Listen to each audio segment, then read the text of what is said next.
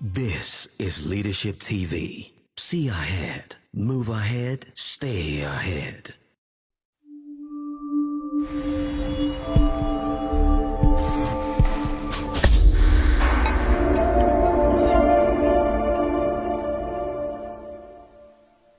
Welcome to this leadership series with me. It's been a fantastic journey. I'm enjoying myself, and I know that you are also enjoying yourself.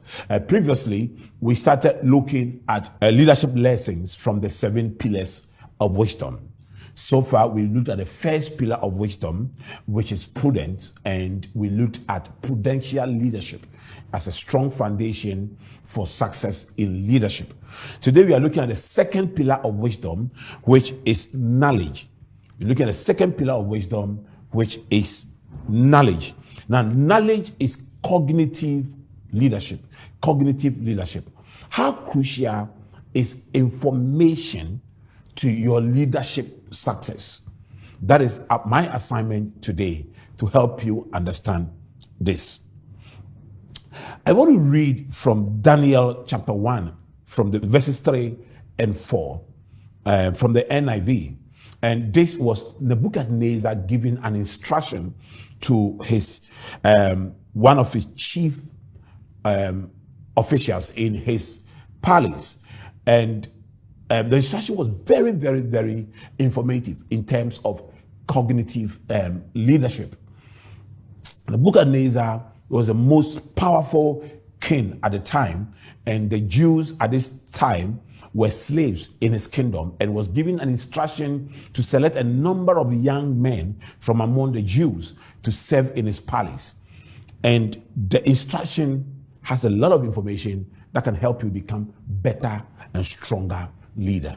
Let me read. Then the king ordered Ashpenaz, chief of his court officials, to bring into the king's service some of the Israelites from the royal family and the nobility, young men without any physical defect, handsome, showing aptitude for every kind of learning, 2, well informed, and 3, quick to understand, and qualified to serve in the king's palace. He was to teach them the language and the literature of the Babylonians.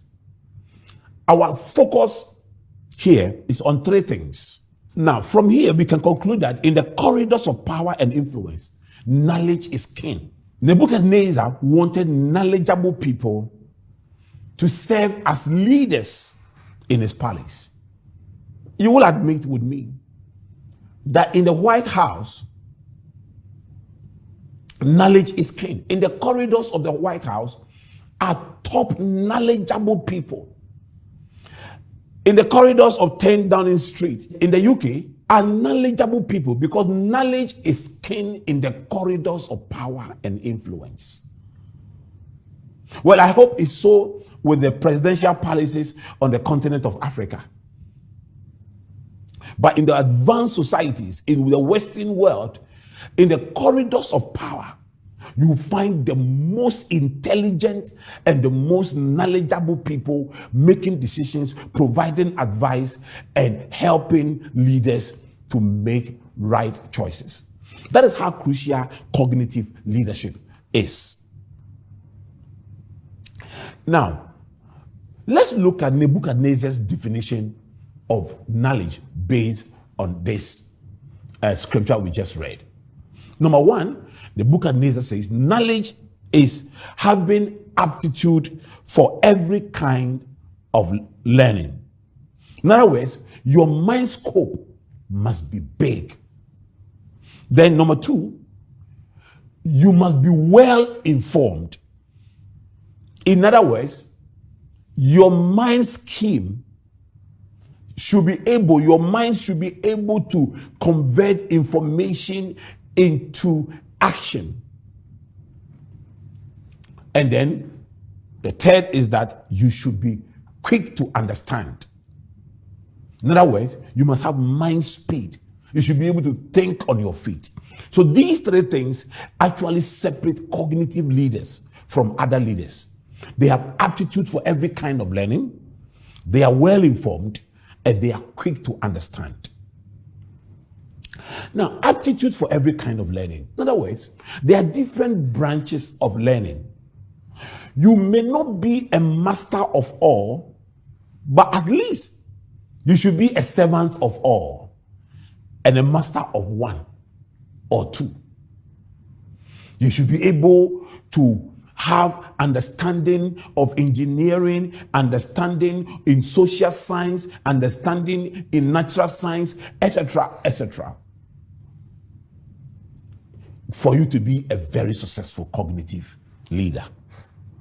And then you should be well informed.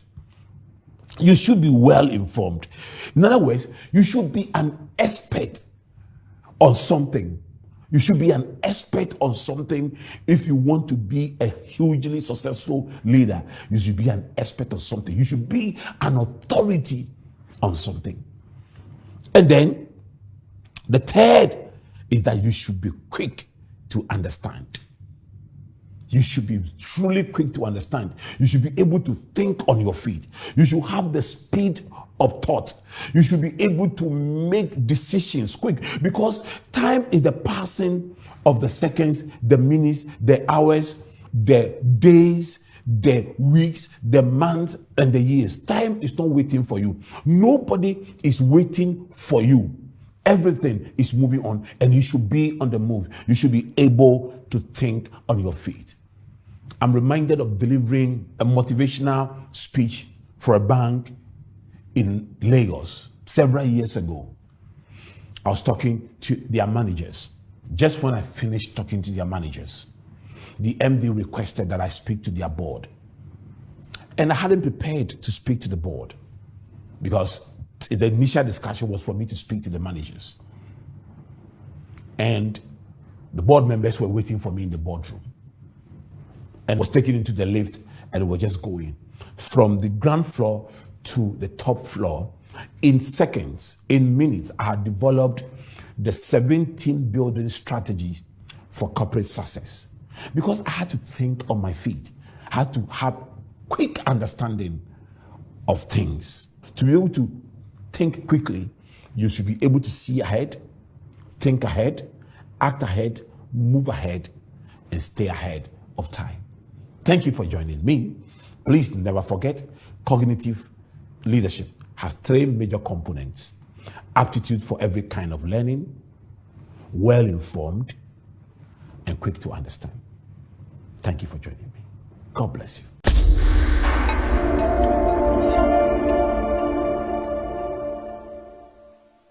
The mission of the Titi Ofe Center is to provide all manner of leadership learning opportunities to all manner of leaders in all manner of ways, mostly at no cost to these leaders who study at the Titi Ofe Center. To be able to finance the Titi Ofe Center and make sure that our projects are sustainable, I want to invite you to buy the Titi Ofe books on Amazon. Any book you buy is donated to the Titi Ofe Center for the development and the training of the next generation of godly servant leaders. Titi Ofe Center every year hosts the African Young Leaders Fellowship Program, where we attract young leaders from across Africa free of charge for a 10-day leadership development program. We also host MELT, the Management, Entrepreneurship, and Leadership Training Program. And this attracts also young men and women who spend weekends with us here at no cost to them at all.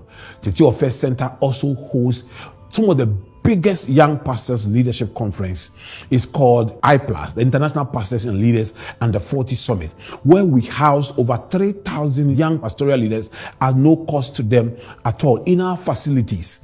And we want you to support us to keep doing these things. Recently, we signed an MOU with the biggest student organization in Ghana, NUGS, the National Union of Ghana Students, to provide free leadership training to student leaders across the country.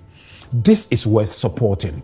And above all, the Titi Ofe Center is also a mission center where this training offers us the opportunity to serve Jesus with our participants. Why don't you support the Titi Ofe Center by buying a Titi Ofe book, by creating a Titi Ofe library right now?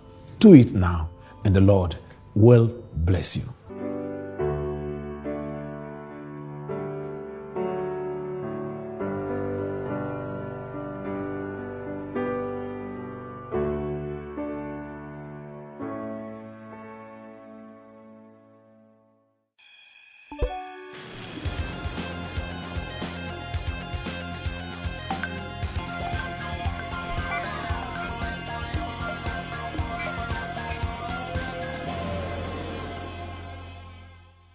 This is Leadership TV. See ahead, move ahead, stay ahead.